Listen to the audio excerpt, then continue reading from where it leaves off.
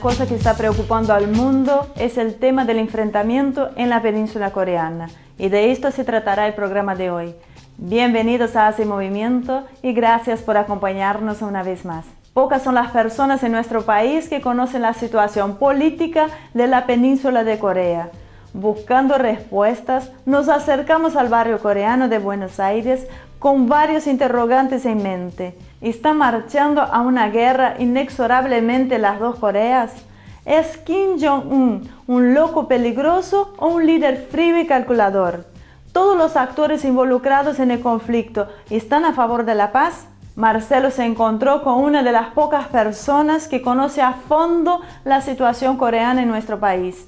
Paula Fernández, licenciada en Estudios Orientales de la Universidad del Salvador, y esto es lo que hablaron.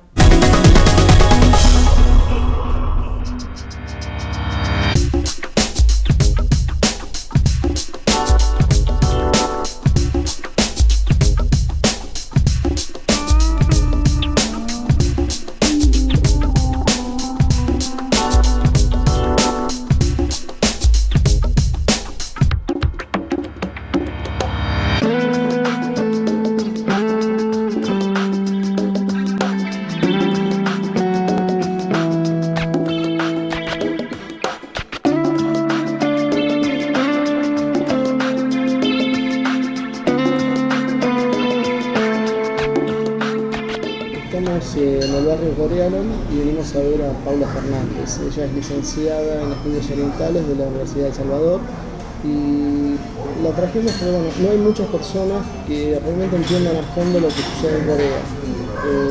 Ella ha estado mucho tiempo trabajando en el Centro Cultural Coreano y tiene una amplia experiencia en el tema. Entonces queríamos que nos expliquen cuál es la situación hoy en Corea, cómo se llega a este conflicto, cuáles son las raíces del conflicto y qué posibilidades ve para el futuro de que esto se solucione o realmente que termine lo que nadie espera, que es una guerra. Así que Paula, bueno, vamos a empezar la charla y para eso quiero que me cuentes un poco las raíces históricas de esto, cómo surge la identidad coreana. Sucintamente, pero bueno, no es un programa de historia, pero bueno, para saber de qué estamos hablando. Muy bien, bueno, en primer lugar nos situamos fines del siglo XIX, está la dinastía Joseon, la última dinastía de Corea, y estamos hablando de un momento bastante turbulento, ¿no? Porque es cuando las potencias occidentales, que por ejemplo ya habían entrado en Japón, provocando la restauración Meiji, empiezan a expandirse a otros países, ya digamos fijándose en el área continental, ¿no? La experiencia de estas potencias occidentales no había sido buena. De hecho Corea ya había sido testigo de alguna manera de lo que había provocado Inglaterra en China con las guerras del opio. Entonces, ya también enfrentando cambios internos importantes por el hecho de entrada de pensamiento occidental y demás, se ve en una situación de abro o no abro las puertas a este comercio, ¿no? Lo que planteó Corea finalmente es no abrirse, y bueno, eso lo que provocó en cierta manera es que solamente durante un tiempo comerciara directamente con China. Y bueno, de alguna manera al cerrarse también la situación se vuelve un poco más compleja, lo que hace que Japón quiera avanzar sobre el territorio. En 1876 se impone el Tratado de Kangwa, que es un tratado desigual, aprovechando la situación inestable de Corea. Y bueno, de a poco va ganando entonces terreno comercial en el área, mientras la dinastía Joseon seguía peleando internamente. Y también, bueno, lo que se va dando es el hecho de alianzas con Rusia ante el avance japonés, que tiene su punto más complejo en 1895, que es cuando asesinan, se dice que bueno, fue asesinada por el alto mando japonés en el área, en su momento estaba el ministro japonés Miura Goro, que bueno, con el asesinato de la emperatriz Myeonseong, que era la esposa del último emperador coreano, el último rey, el rey Gojong. Esto fue un punto de desequilibrio importante porque a partir de ese momento el emperador Gojong lo primero que hace es volcarse aún más a los rusos y aumenta el descontento general. Y así se va dando una serie de acontecimientos que, bueno, tenemos la guerra ruso-japonesa, mediante la cual esto se da entre 1904 y 1905, que finalmente hace que Rusia, al haber perdido ante Japón, acepte una especie de protectorado japonés en Corea en 1905 y que termina desembocando en 1910 en el Tratado de Anexión, por el cual Corea pasa a ser formalmente un territorio japonés. Que estamos hablando de una colonización entre 1910 y 1945, fin de Segunda Guerra Mundial, en la cual todas las libertades coreanas son reprimidas. Surgen también muchísimos movimientos internos para la liberalización y en este periodo también se establecen dos gobiernos provisionales en el exterior que son la semilla de alguna manera de la situación actual en Vladivostok y en Shanghái. Y bueno, un poco se va desarrollando esta situación. Cuando termina la Segunda Guerra Mundial, en 1945, comienza la llamada Guerra Fría. Las tropas de la Unión Soviética avanzan por el norte para desarmar a los japoneses, Estados Unidos hace lo suyo por el sur, ya empezando entonces a crear una influencia que se venía latiendo, propiamente dicho, en el territorio. O sea que en cierta manera es importante remarcar que la división actual de la península se da por influencia extranjera, porque no es propiamente algo que haya surgido de tradición coreana, en cierta manera. Es importante remarcar eso. Bueno, finalmente con este enfrentamiento de ideologías es que en 1950 estalla la guerra de Corea, el norte avanzando sobre el sur. Bueno, en 1953 se firma el armisticio. También es importante esto porque hoy en día se habla del estado de guerra declarado por Corea del Norte, cuando en realidad nunca salieron de un estado. El armisticio es simplemente un alto al fuego. Lo que sí hubo con el paso de los años, más que nada recientemente, es tratar de transformar ese armisticio en una especie de tratado de paz por supuesto a largo plazo. China tuvo un papel muy importante en todo lo que fue el desarrollo en cierta manera del conflicto, porque bueno, por supuesto ayudó ampliamente a Kim Il-sung, quien estaba en el norte.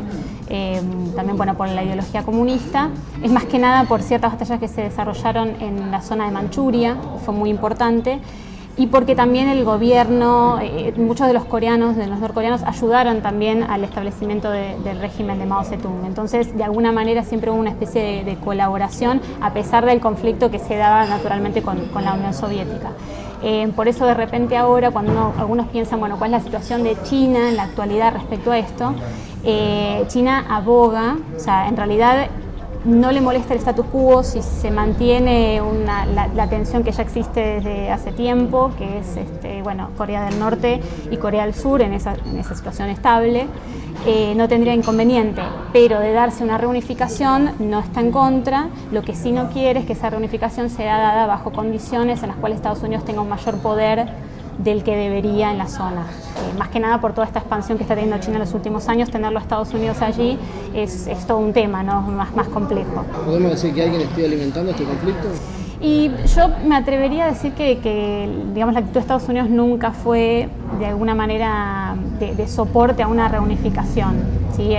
Bueno, ya tenemos el caso también de las bases que estableció luego de la Segunda Guerra Mundial, que se mantuvieron en Okinawa. Y por otro lado las bases que todavía mantiene por supuesto en Corea del Sur. La presencia estadounidense es muy fuerte en la zona, aparte es uno de los principales socios comerciales de Corea del Sur y es importante remarcar que qué pasaría si hay una reunificación finalmente. Tenemos un norte que es, a pesar de que tiene una pobreza muy importante, es muy rico en minerales, en materia prima, que es justamente lo que le está faltando a la parte sur. Entonces, que de repente tiene toda esta tecnología que ha desarrollado a lo largo de los años. Tenemos una potencia tecnológica y tierras más fértiles con un norte con materia prima importante. Nos unimos, eso significa que varios de los grandes socios comerciales dejarían de tener la importancia que tiene hasta el momento. Entonces, es bueno tener esa perspectiva de a quién no le convendría que de repente haya esta unificación. Y viste que mediáticamente se lo presenta al gobierno de Corea del Norte como una dictadura salvaje, con tintes payasescos. ¿Cuánto hay de cierto y cuánto es realmente algo inflado?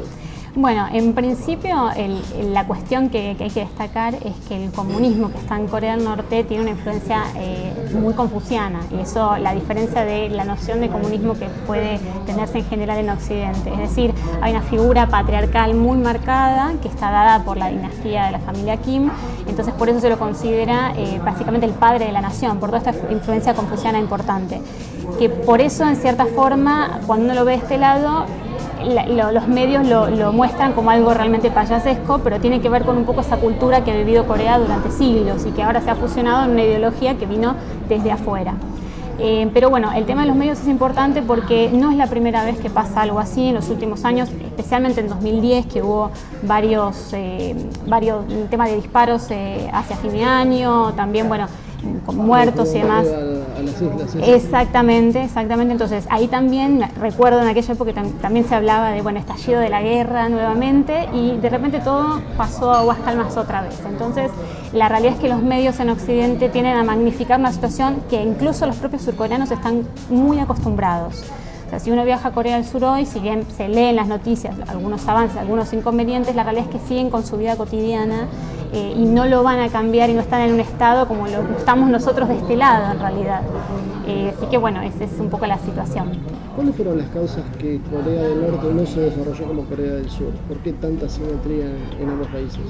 Bueno, Corea del Norte decidió cerrarse muchísimo, más que nada también por toda esta situación que por eso fue necesario comentar al principio, que estuvieron más de 50 años en realidad, si tomamos desde que comienza a influenciar Occidente, casi llegamos a unos 100 años en los cuales Corea tuvo que, en vez de preocuparse por su propio desarrollo, preocuparse por los inconvenientes internos y la llegada de los extranjeros que imponían sus propias condiciones. Eso marca muchísimo el tema de la identidad coreana. Más luego 35 años de colonización japonesa y luego una especie de colonización en cierta manera de también otras potencias. Entonces eso en realidad lo que marca es entiendo yo para Corea del Norte, un cerrarse a esa influencia que durante años tuvo que sufrir y dentro de esa, digamos, de ese cerrarse, encontrar la manera de poder comenzar un desarrollo. Por eso también ha tenido relaciones con China, con la Unión Soviética hasta que cayó en cierta forma y ahora se encuentra mucho más desprotegida.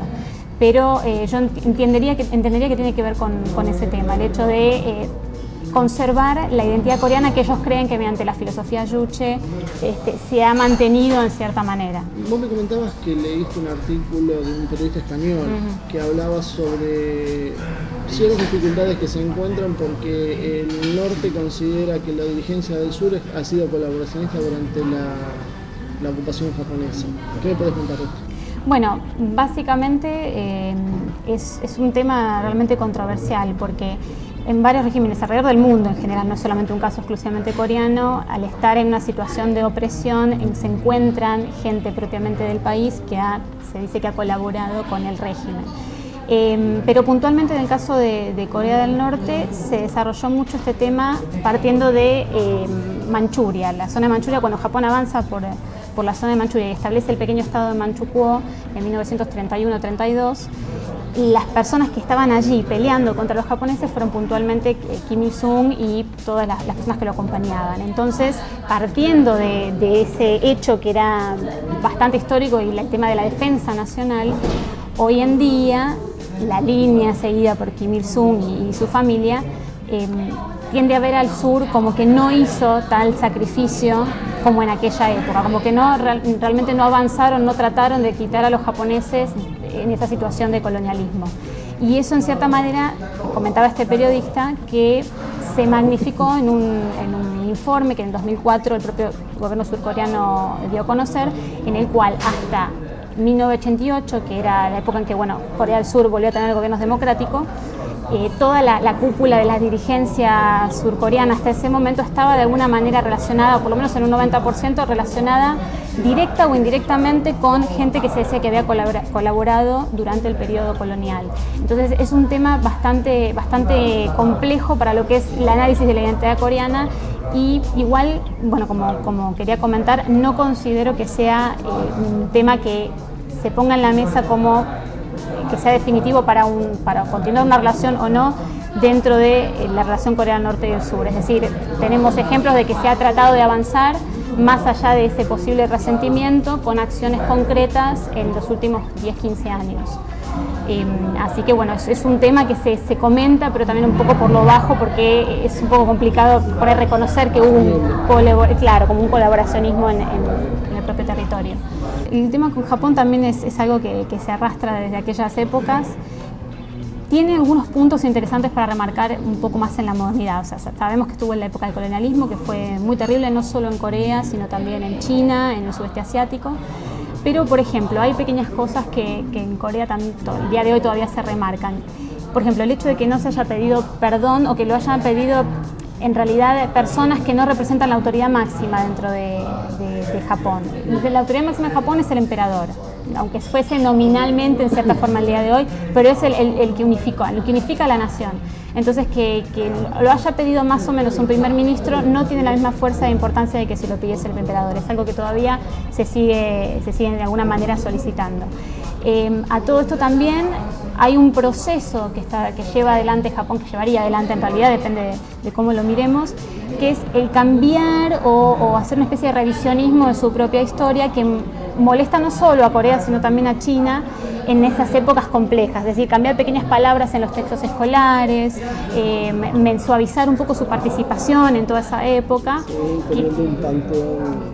Sí, exactamente, y bueno, está el templo de Yasukuni, que es un templo en el cual de alguna manera se conmemora a los caídos en la guerra, que por pedido de China se había dejado de visitar, o sea, lo iban a visitar los primeros ministros en 1986. Y de repente, a partir de 2001, volvieron a hacerse esta especie de visitas oficiales y algunos lo interpretan eso como un volver a reconocer lo que Japón hizo en toda esa época bastante turbulenta de Asia, con Corea y con China también.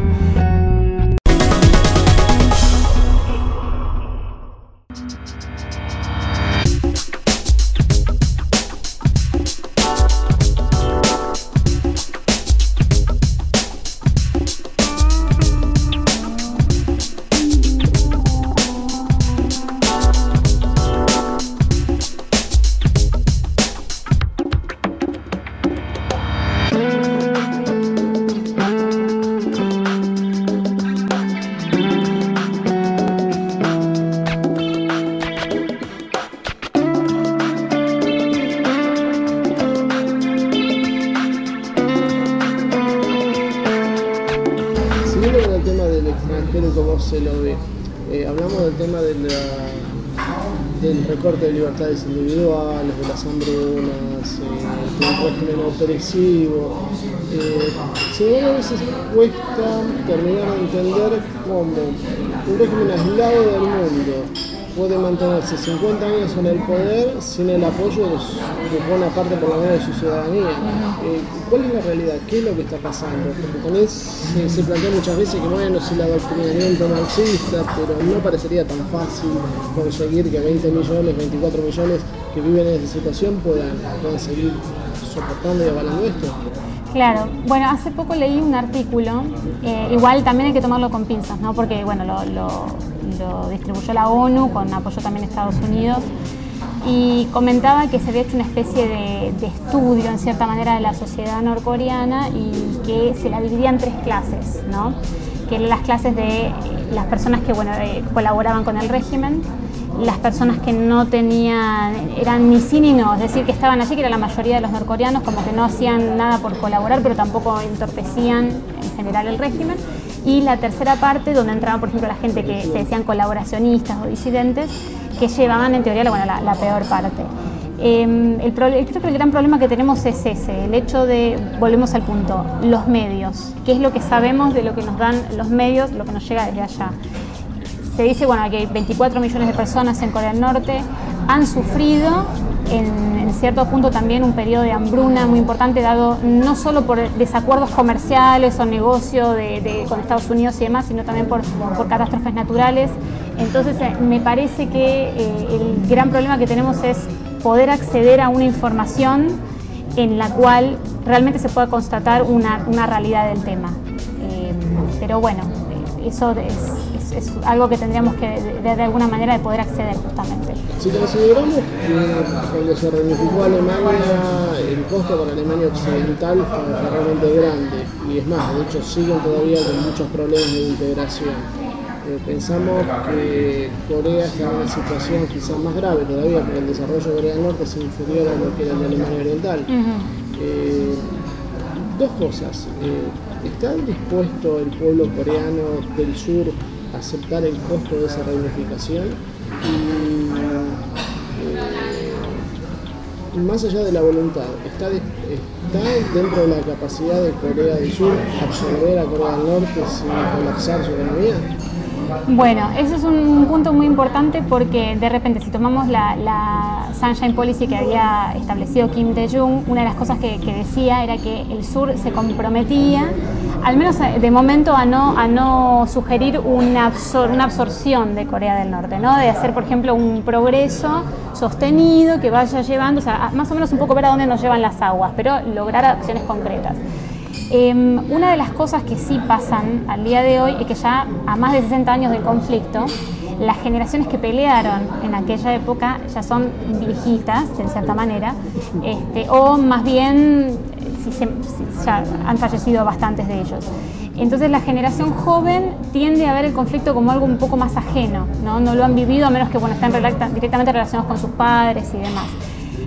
Por eso, en cierta manera, al tener ese acercamiento ajeno, lo interesante es que pueden acercarse de manera muchísimo más, me parece a mí, natural, ¿no? Sin pensar... En el caso de la actual presidenta de Corea, ella se la ve más involucrada en lo personal. Y en el caso de ella también, porque bueno, para los que no lo sabían, la actual presidenta Park es hija de Park Chung-hee, que fue considerado el padre de la industrialización de Corea del Sur, el motivo por el cual Corea del Sur es hoy en día una potencia, pero también juega ahí un entramado de que es considerado también un dictador. Entonces, un poco está esa cuestión de quererlo por lo que hizo por el país que permitió que Corea del Sur sea hoy lo que es, y el otro lado, el reconocer que todas las libertades estaban absolutamente también restringidas. Más que nada... Corea se realizar con el sistema democrático...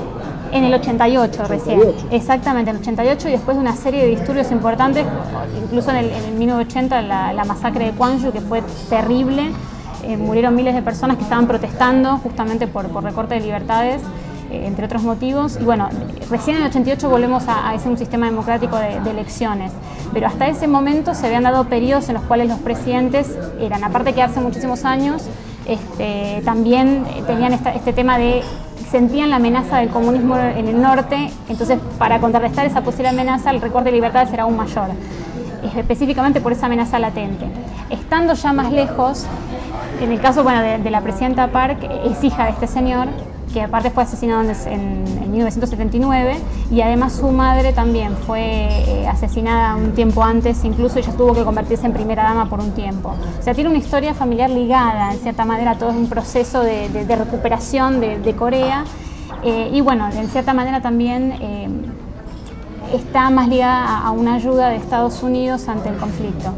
Entonces muchas de las políticas que se tomen seguramente sean en conjunto con lo que Estados Unidos considera que podría ser lo mejor para la región en esta perspectiva. ¿Qué posibilidades ves que Corea del Norte en algún momento llegue un camino parecido al de Vietnam, de unas reformas internas y que abra la economía y que consiga de alguna manera insertarse en el mundo? Bueno, ya al final está yendo muy bien en ese aspecto. Y la otra es después, a título personal, que sabemos que no se puede hacer futurología, pero ¿cómo esperás que se desencadene este conflicto? ¿Hacia dónde vas? ¿Hay alguna diferencia o vas a tener más que las tantas asonadas que hubo, tantas frenadas que al final terminan en nada? Bueno, en principio yo personalmente soy ferviente creyente de que puede haber una resolución a futuro, más allá de lo que se está viendo el día de hoy. Digamos, tomando el hecho concreto de repente de que si bien la división se dio del 50 al 53 con la firma del armisticio, pero hasta ese momento, aún con todos los problemas internos que Corea venía también manejando, siempre fue una única cultura que se compartió durante miles y miles de años, y eso para mí juega un papel muy importante, porque desde lo civil, desde lo cultural que hace al pueblo coreano, la división ha sido meramente un hecho político, ideológico, justamente. Entonces, mientras la división no sea concretamente una cuestión que divida a los coreanos por su propia historia, yo creería que hay una posibilidad de reunificación a futuro. De hecho, hubo esfuerzos para hacerlo. Te hago solamente un pequeño dato de color. En 1991 se hizo una competencia en Japón y se presentó un equipo combinado, una competencia de tenis de mesa. Un equipo combinado del norte y del sur. Sin uso oficial se presentó una bandera que tenía toda la península coreana. Es decir, son pequeños datos que dan a entender que la población, al menos a nivel de población civil, sí se espera una reunificación. Que va a ser un proceso realmente complicado, eso desde ya, justamente por la diferencia de economías y porque, para qué negarlo, 60 años de división implican también una diferencia en el propio pensamiento, el desarrollo del pensamiento y la idiosincrasia, pero hay que tener en cuenta que ellos comparten una historia desde hace muchísimo tiempo, salvo por esa división. Entonces, para mí es un punto muy importante a futuro. En realidad, bueno, el camino que eligió Vietnam, yo creo que podría replicarse en Corea, en la península coreana en general. El problema es el tiempo y qué actores son los que van a tener influencia en ese proceso. Si Estados Unidos continúa de alguna manera estando presente dentro del conflicto o exigiendo una presencia mucho mayor, entendería que va a ser mucho más complicado, porque ahora es un tema que tendría que apañar, o sea, tendría que ser netamente de las dos Coreas, aunque la división haya sido provocada por factores externos.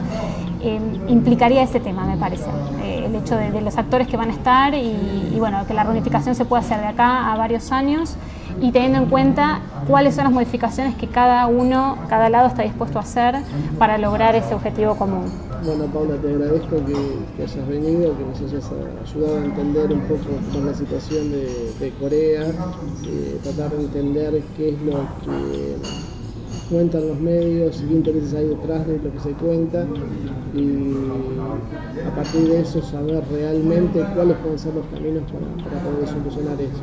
Así que bueno, vamos a contar con vos seguramente en más de una ocasión para que nos sigas acompañando para entender este proceso. Bueno, muchísimas gracias a ustedes.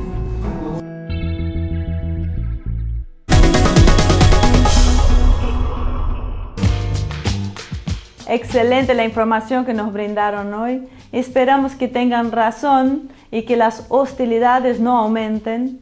Antes de despedirme, quisiera agradecer a la señora Anra Chung, dueña del restaurante Una Canción Coreana, quien muy amablemente nos recibió durante la nota.